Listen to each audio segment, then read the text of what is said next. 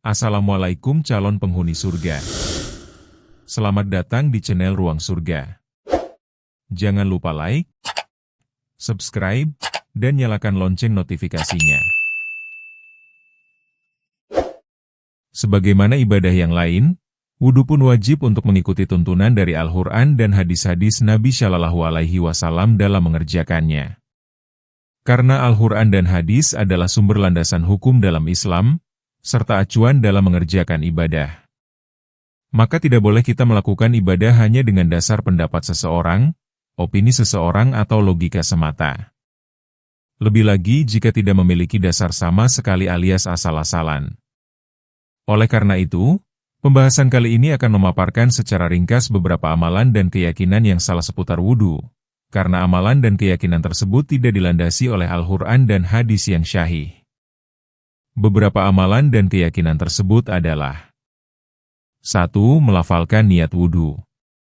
Sebagian orang melafalkan niat wudhu semisal dengan mengucapkan, Nawaitul wudhu li rafil hadasil asgari lillahi ta'ala, saya berniat wudhu untuk mengangkat hadas kecil karena Allah Ta'ala, atau semacamnya.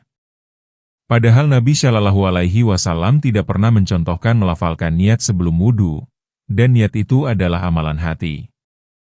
Mengeraskan bacaan niat tidaklah wajib dan tidak pula sunnah dengan kesepakatan seluruh ulama. Imam Ibnu Abil Iz Al-Hanafi mengatakan, tidak ada seorang imam pun, baik itu Asy-Syafi'i atau selain beliau, yang mensyaratkan pelafalan niat. Niat itu tempatnya di hati berdasarkan kesepakatan mereka, para imam. Al-Ittiba, hal 62, dinukil dari Al-Qaulul Mubin fi Ahtail Musyallin, hal 91.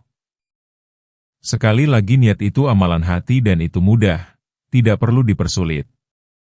Dengan adanya itikat dan kemauan dalam hati untuk melakukan wudhu untuk melakukan sholat atau yang lainnya, maka itu sudah niat yang sah. 2. Tidak mengucapkan basmalah. Para ulama berbeda pendapat apakah basmalah atau mengucapkan bismillah, hukumnya wajib ataukah sunnah. Sebagian ulama mewajibkan dengan dalil hadis, tidak ada sholat bagi yang tidak berwudu, dan tidak ada wudu bagi yang tidak menyebut nama Allah Ta'ala, hadis riwayat Ahmad dan Abu Daud, dihasankan oleh Al-Albani dalam Irwaul Galil. Namun jumhur ulama berpendapat hukumnya sunnah karena beberapa hal.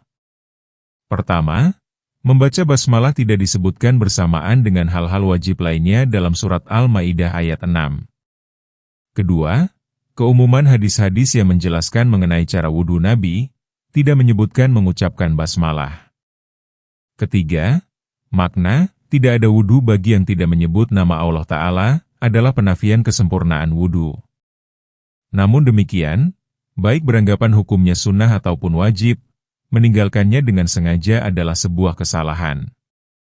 3. Melafalkan doa untuk setiap gerakan. Sebagian orang menganggap ada doa khusus yang dibaca pada setiap gerakan wudhu. Yang benar, doa-doa tersebut tidak pernah diajarkan oleh Nabi Shallallahu Alaihi Wasallam, dan hanya berasal dari hadis-hadis yang palsu. Ibnul Qayyim dalam kitab Zadul Ma'ad mengatakan, semua hadis tentang zikir-zikir yang dibaca pada setiap gerakan wudhu adalah kedustaan yang dibuat-buat, tidak pernah dikatakan oleh Nabi Shallallahu Alaihi Wasallam sedikit pun dan tidak pernah beliau ajarkan kepada umatnya.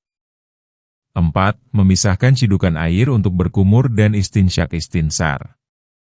Jika dalam berwudhu Anda berkumur-kumur 3 kali, kemudian setelah itu baru beristinsyak, memasukkan air ke hidung, dan istinsar, mengeluarkan air dari hidung, dengan cidukan air yang berbeda, maka ini tidak sesuai dengan praktek Nabi Shallallahu Alaihi Wasallam.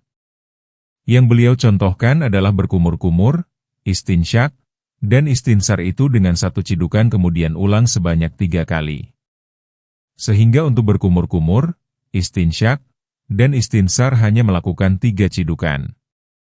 Dari Abdullah bin Zaid radhiyallahu anhu beliau menceritakan cara wudhu Nabi, Rasulullah menciduk air dengan kedua telapak tangannya dari bejana kemudian mencuci keduanya, kemudian mencuci, yaitu berkumur-kumur dan beristinsyak, dari satu cidukan telapak tangan, beliau melakukannya 3 kali. Hadis riwayat Bukhari. 5. Tidak mencuci lengan hingga siku. Padahal Allah Ta'ala berfirman mengenai rukun wudhu, yang artinya, hai orang-orang yang beriman, apabila kamu hendak mengerjakan sholat, maka basuhlah mukamu dan tanganmu sampai dengan siku, dan basuhlah kepalamu dan kakimu sampai dengan kedua mata kaki. Quran Surat Al-Maidah ayat 6. 6. Tidak membasuh seluruh kepala. Membasuh sebagian kepala semisal hanya membasuh bagian depannya saja, adalah sebuah kesalahan. Padahal dalam Surat Al-Maidah ayat 6 di atas disebutkan, dan basuhlah kepalamu. Kepala, di sini maknanya tentu seluruh kepala, bukan sebagiannya saja. Diperkuat lagi oleh hadis lain dari Abdullah bin Zaid radhiyallahu anhu mengenai tata cara membasuh kepala dalam wudu. Kemudian Rasulullah membasuh kepalanya dengan kedua tangannya. Beliau menggerakkan kedua tangannya ke belakang dan ke depan. Dimulai dari bagian depan kepalanya hingga ke tengkuknya, lalu beliau gerakan kembali ke tempat ia mulai. Hadis riwayat Bukhari 185, Muslim 235. 7.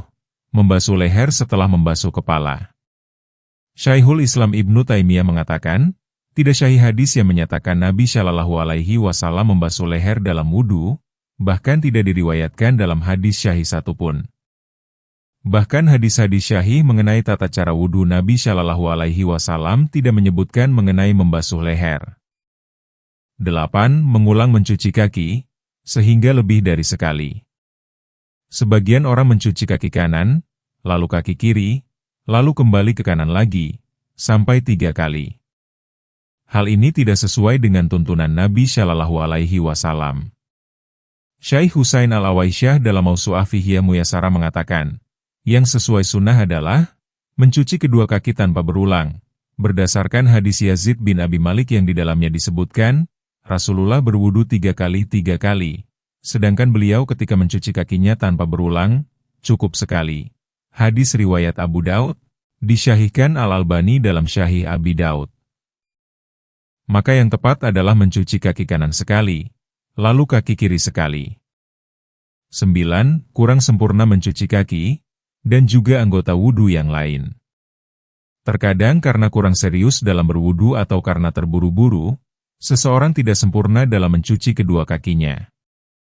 Karena Nabi Shallallahu Alaihi Wasallam pernah melihat sebagian sahabat yang ketika berwudu tidak menyempurnakan mencuci kakinya, beliau memperingatkan mereka dengan keras dengan bersabda, celaka tumit-tumit, yang tidak tersentuh air wudu, di neraka. Hadis riwayat Bukhari, Muslim. Tidak hanya kaki, pada anggota wudu yang lain juga wajib isbag, serius dan sempurna, dalam membasuh dan mencuci sehingga air mengenai anggota wudu dengan sempurna. 10. Membiarkan ada penghalang di kulit. Dalam wudu, ulama 4 mazhab mensyaratkan tidak adanya benda yang dapat menghalangi air mengenai kulit. Membiarkan adanya benda yang dapat menghalangi sampainya air ke kulit adalah sebuah kesalahan dan bisa menyebabkan wudunya tidak sah.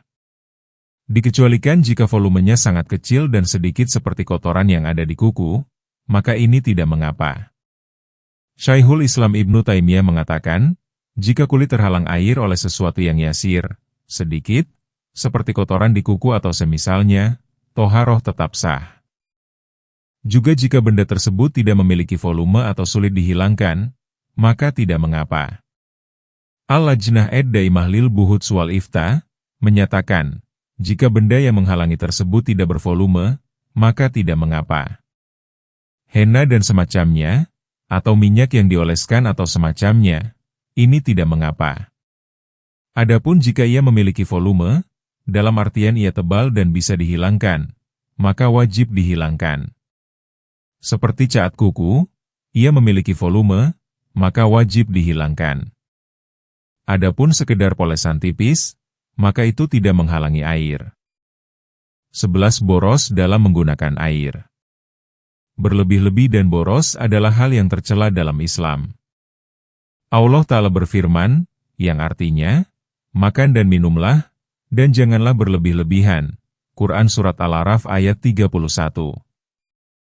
Demikian juga dalam berwudu, tidak boleh berlebih-lebihan dalam menggunakan air. Air adalah nikmat dari Allah yang wajib kita syukuri, dan salah satu cara mensyukuri nikmat air adalah dengan tidak menyia-nyiakannya. Dan banyak di antara saudara kita di tempat yang lain yang tidak bisa menikmati air yang melimpah. Rasulullah Shallallahu Alaihi Wasallam sendiri mencontohkan hal ini. Beliau biasa berwudu hanya dengan 1 mud saja.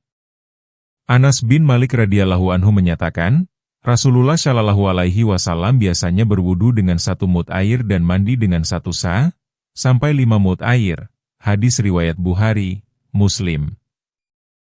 Sedangkan konversi 1 mud para ulama berbeda pendapat antara 0,6 sampai 1 liter. Sungguh hemat sekali bukan? Boleh saja berwudu dengan air keran dan lebih dari 1 mud selama tidak berlebih-lebihan dan tetap berusaha untuk menghemat.